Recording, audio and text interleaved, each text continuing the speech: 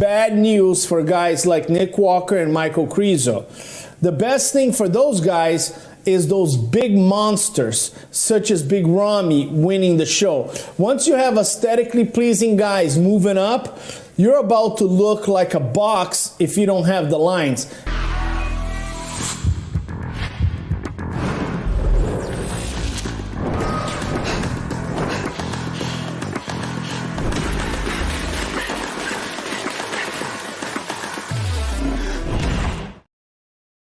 What's up, Desktopers? Xavier Wills here for Desktop Bodybuilding, and we are live on Desktop Bodybuilding, as I said that already.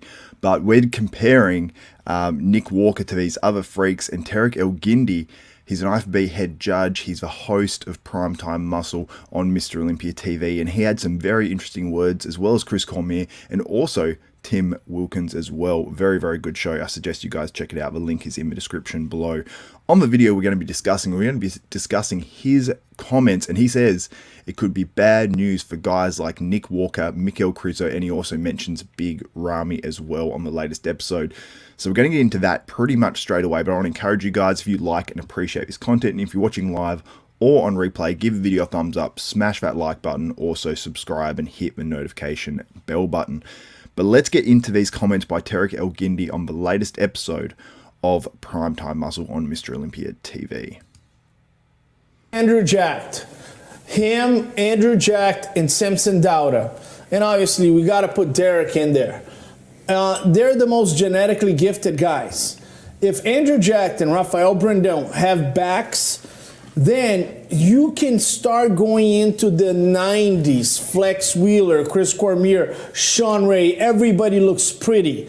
And that's bad news for guys like Nick Walker and Michael Krizo. The best thing for those guys is those big monsters, such as Big Ramy, winning the show. Once you have aesthetically pleasing guys moving up, you're about to look like a box if you don't have the lines. So strong comments there from Terrick El Guindy, and he does mention, obviously, you know, if there are guys like, you know, obviously your Rafael Brandaos, your Samson Daudas, your Andrew Jacked, your Derek Lunsford, these are extremely aesthetic guys, and Terrick didn't even mention the likes of Brandon Curry up there as well.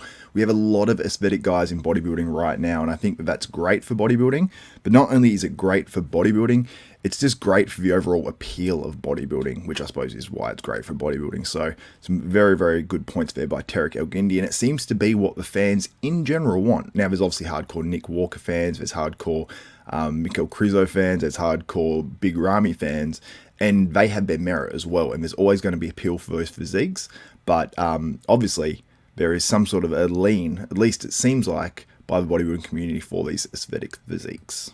And these guys are moving quick. Let's go back to a very controversial topic. Do you see any imbalances, any abnormalities? No. Do you see any body part that's not showing separation out of the blue? Now, when he mentions about not showing separation out of the blue, I found that incredibly interesting, and many people mentioned that about Big Ramy's quads. I'll move myself there so you can see his quads properly.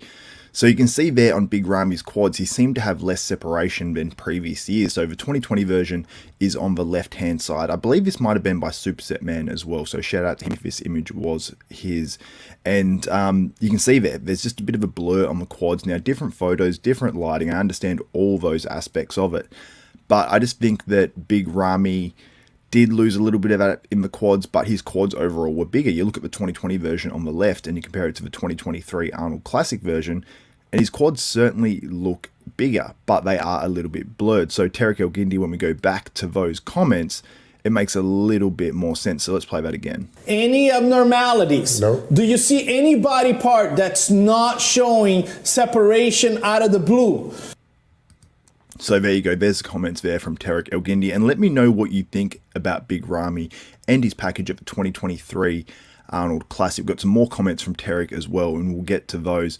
But do you think that Big Ramy was worse than his 2020 version dramatically? Do you think it was similar? Let me know your thoughts in the comments below on that one. But let's. Do you see any crazy stuff? No, you don't. No, that's what you want to show. This is bodybuilding, and that's why these guys are moving up quick, and the other guys are moving to the back. So very, very interesting comments there by Terrick El Guindy. And it was a great episode as well. I encourage all you guys to go and check that one out. The link is in the description below. So what do you think that means for guys like Nick Walker, as you can see on the screen right now? Now, he bought what I thought was a pretty damn good physique to that Arnold Classic. After prejudging, I thought that he may be given the win. Just because Samson Dauda faded. I thought it was much closer. Some people had Andrew Jacked. Some people still had Samson at prejudging, while others, really weren't sure. And I wasn't sure at all, because at the start of prejudging, going through it, I had Samson.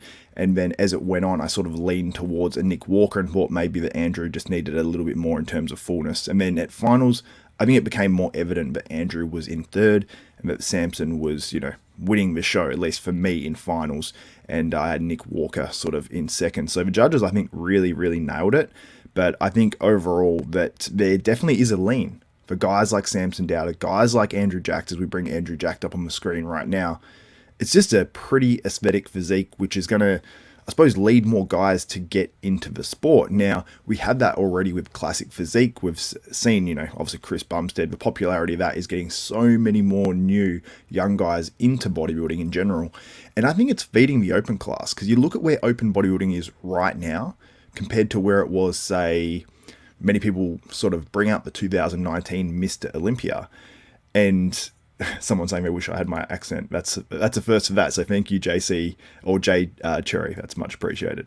But yeah, like it's the depth of bodybuilding right now. You look at the Mr. Olympia from last year, and the guys that were finishing, the 30th place guy, whoever that was, or 25th or 20th. Those guys would typically be pushing for the top 10 in other years, because you had guys like Michal Krizo, you had guys like, who else did you have there? You had Michal Krizo, you had Ian Valier, all those guys finishing 10th or outside the top 10. And they weren't like so dramatically off and so bad. You had Charles Griffin outside the top 10. You had guys that were just at their all-time best being that far down, pro show winners. So I think that the quality of physiques is increasing, but the depth, that's what I'm noticing the most. When you have guys like Nathan Diasha 1 week winning a contest, not last year, the year prior, and then losing to Samson Dauda, who was fourth in the other contest, it just goes to show. And then you had, Regan Grimes in there, and these are all guys that are really, anywhere from, Nathan Diasha's finished 7th in the Olympia. So sort of from there down to 30th in the world, they're all so close. So I think that bodybuilding is a great position for all that sort of stuff. And guys, let me know your questions or comments right now if you are watching live as well, and I'll get to those very, very shortly. My man Jack Sinclair, the best of the best content, bro. My man. Samson 12321 says the only complaint I have against Ramy is his legs are now too big. It's a rare thing. You rarely hear someone's quads are too big for their physique, where it really points out. But I would agree with that. Big Ramy's legs are at the point where they're too big, which is crazy to say. James Clark, so when are you guys going to have a podcast with Brett, Martin, and Nathan? I'm going to hit those guys up straight after this show. Send them a message and try to get one recorded tomorrow, put it out the next day. So stay tuned for Bodybuilding University. Shout out Jay Cherry. Thank you for the comment on the accent. Samson also says, Nick, Sean, Bonac are already filled out and cannot add any more muscle, but can only improve conditioning, so have reached their full potential already. So Nick, Sean, and Bonac. Yeah, you make a very, very good point, because I don't know if you're actually Samson Dauda and you're trolling, but yeah, Nick, I don't think they've completely filled out. I mean, Nick, obviously, he can add a little bit more fullness to his physique, which sounds crazy, but he can just add a little bit in a few tiny areas that will improve him to that next level. And I don't think he was grossly flat, grossly had any issues with his physique. I just think that he was up against this. This is crazy. And Samson, it's not like he's missing quads or anything like that. A lot of time aesthetic guys are missing certain big body parts, like missing a back completely, missing legs completely. And while his back is not his strongest body part, it has improved dramatically compared to when you see it in some past years. Get to another question. Here we go. This is from John Klein and says, Andrew Jacked still poses like a rookie. Now let's go back to Andrew Jacked. In some of his mandatories, he definitely did struggle. His posing routine was much better. But I think on that front double bicep, had he had just that little bit more thickness, and same on this one as well, with those aesthetics, it is game over for many, many guys going up against Andrew Jacked. But like I said, let me know your thoughts on the comments from Terrick El Guindy, below. Terrick El Guindy is an IFBB pro judge. I believe he's a head judge, maybe even at some shows as well. Correct me if I'm wrong on that, Terrick, in the comments if you do watch this. And also, he's obviously the host of Primetime Muscle. So check out that show. The link is in the description below. And I've got to give credit to these guys too, because they are speaking open and honestly. And this is what bodybuilding fans want. We want to see stuff like this. So shout out to Mr. Olympia and Mr. Olympia TV. Shout out to Terrick. Shout out to Chris Cormier. And shout out to Tim Wilkins for bringing the truth on bodybuilding. And I think most people love to see this as well. And let's see what you guys have said before we wrap this one up. Jay Cherry, Nick Walker has just started doing full range of motion for leg workouts. Do you think this will help his quad sweep?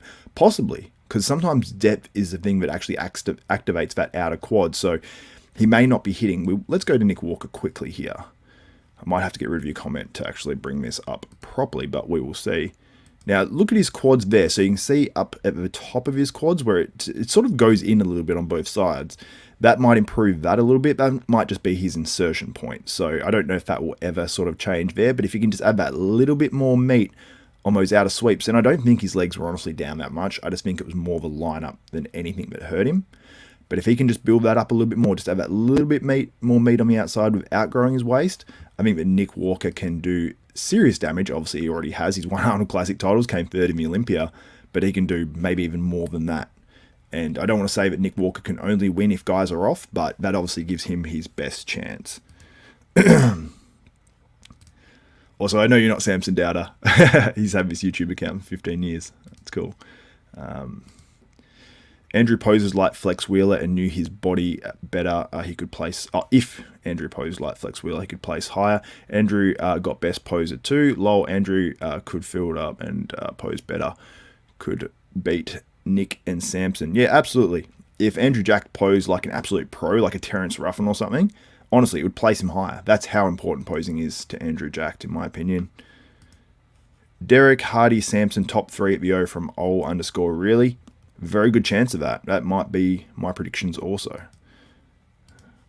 How quickly did Ramy get pushed to the side? I don't remember. It was instantly. So before any poses were hit at the Arnold Classic 2023, Big Ramy was pushed to the side. That's where he stayed. So he didn't actually get included in that first call out either. He was, I believe, in the last call out at prejudging potentially, or was it the no, it wasn't the last call out. It was the call out. First call out at the Arnolds, I believe he was pushed straight to the outside. But the last call out was a final 3 at prejudging, and then at finals he got that comparison again. But I believe he was on the outside the entire time as well. So anyway, guys, that's it for this video. I appreciate you guys tuning in. If you did like this video, give the video a thumbs up, smash that like button, also subscribe and hit the notification bell button. That way you'll be notified of every video that goes up from myself, Xavier Wills at Desktop Bodybuilding. And let's get to our poll results for this video as well. I'll stop that so it's not making anything lag. Oh, I didn't put a poll up. Sorry, guys. Sorry. I will put that up on the YouTube community tab. And basically what I want to ask is, do you think that bodybuilding is moving more towards aesthetics? Let me know that in the comments below. Or do you think it's just who's shown up on stage and who's been the best so far? Let me know your thoughts on that in the comments below. And thank you guys so much for all the nice comments as well. I appreciate you guys tuning in live. I'll be back tomorrow once again, so make sure you subscribe and tune in to another episode of Bodybuilding News Live. So anyway, guys, that's it for this one. For myself, Xavier Wills, this is Desktop Bodybuilding, and we are out.